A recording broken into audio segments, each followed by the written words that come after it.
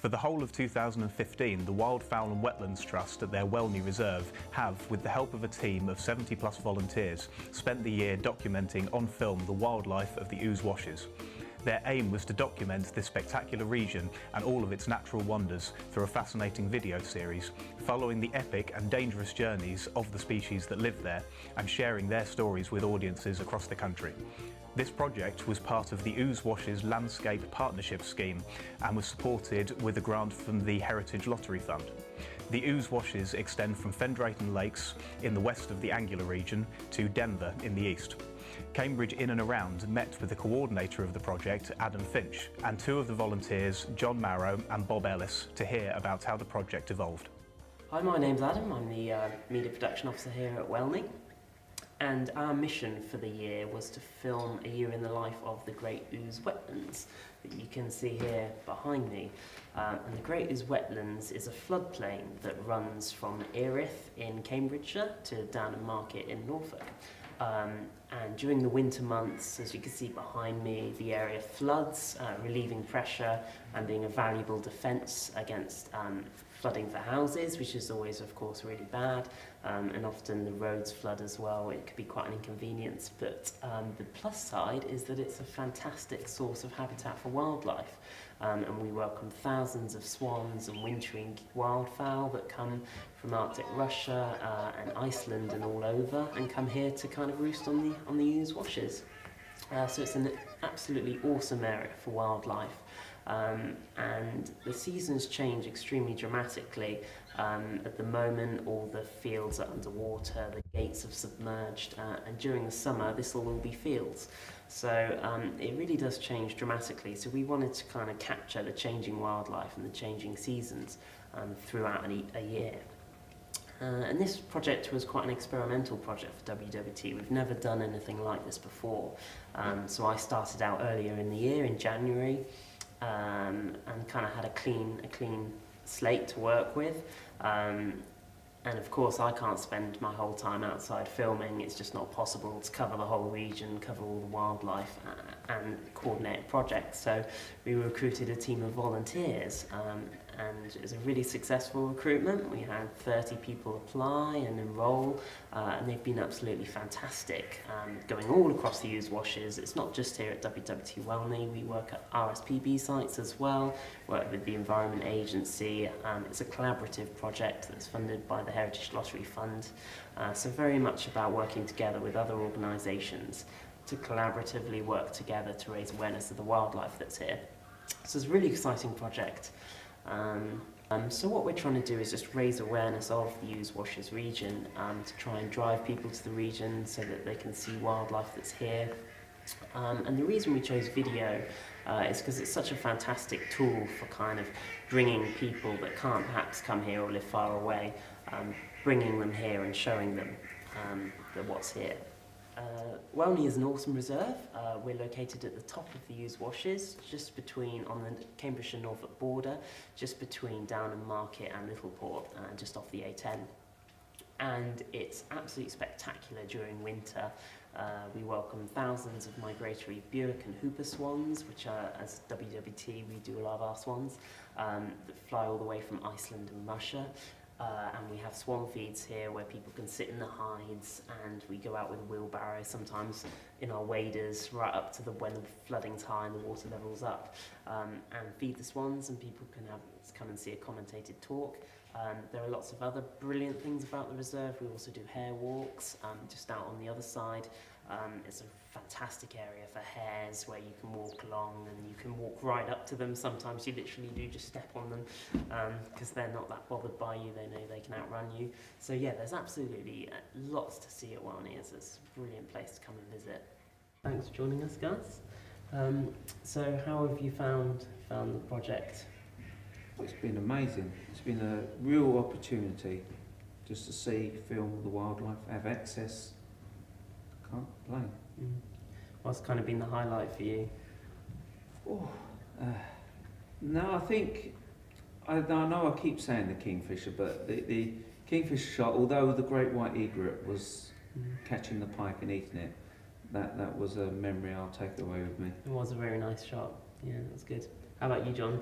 I think my great crested grebe family that I was able to follow, over the year from nest building to when they were almost fully grown, but one of them insisted on riding on mum's back, giving her a stiff neck, poor lass. So, did you guys, I can't quite remember, were you quite confident with video when you first started out, or has it been a learning process? Oh, yes. It's been an eye opener. It has really been.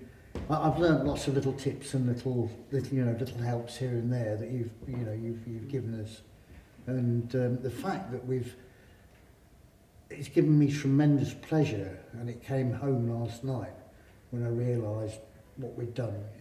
2,000 hours, over 1,200 of clips. The year, yeah, 12,000 clips. Yeah, 12,000 Yeah. clips. Yeah. Yeah, no, it has been good. We've put a lot into it, haven't we? There's been 30 of us and kind of a strong team of 10, I'd say, and kind of filming across the region. I think a lot of it has been a big learning curve, hasn't it?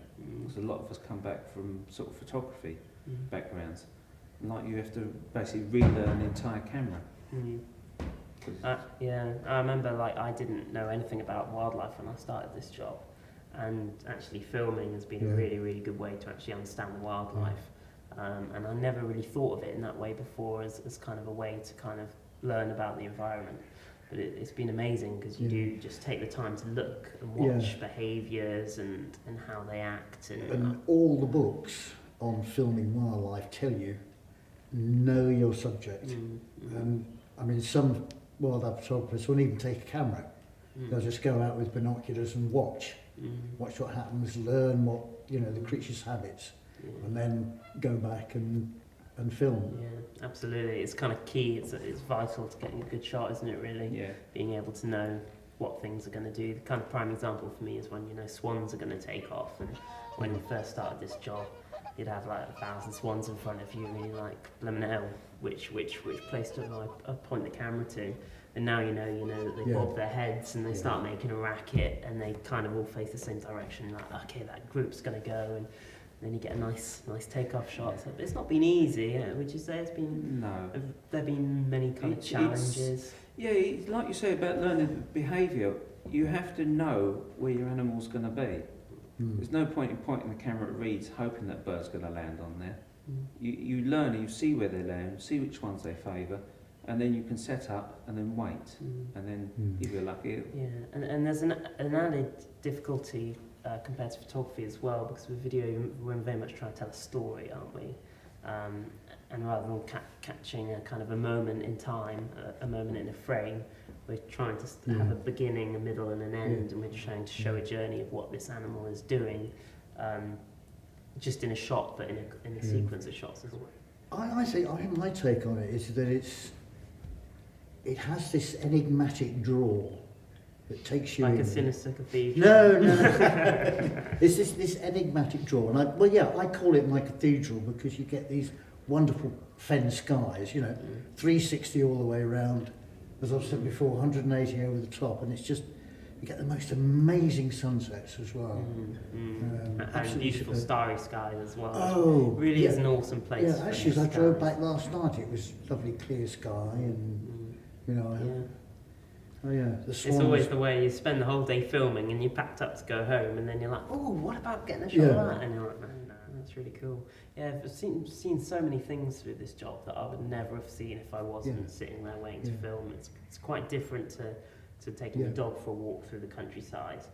When you're actually there looking at things, you see some amazing things, and through the lens as well. It's been great. I think it's letting yourself mould in with nature.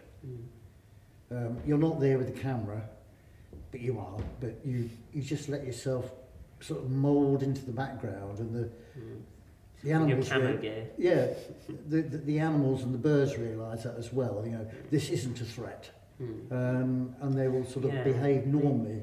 Well, the prime example is out here when we take the wheelbarrow out. If I was to walk out there now, they'd all fly off. But when you take the wheelbarrow out, different ball it's game. a really awesome immersive experience with nature, because you're there with 1,000 wild geese and swans and ducks, It's really, really cool. And it was quite cool today. We had a kestrel literally flying just above just our head. 2 but it's meters just from our heads, amazing, wasn't yeah. it? And it's really, it's really cool. So it's a great place to come and see. It's also remembering that if you want to get closer, let the animal come to you as opposed to you going to the animal, because you tend to frighten it off. Yeah.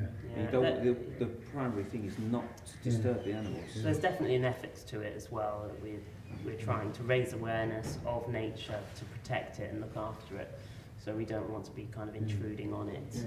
What would you guys say to people that might be interested in doing filming but don't know much about filming or wildlife necessarily? It's a learning curve, and it can be exasperating. But when you get it right and you get that wonderful clip, there's nothing can beat it. It's really worthwhile. It really I is. think, as Bob may or may not agree with me, but I think as volunteers, we've learned a bit.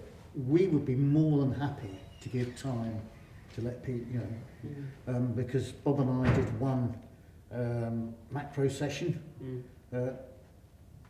Not that we found moths, it was merely caterpillars, sort of bright black and yellow, cinnabar moth caterpillars. But again, just sort of playing about with that, you learn things, and you exchange advice between each other, and it just works, it gels. No, it's really nice. It's great. It's been fun. It's been good times. Yeah.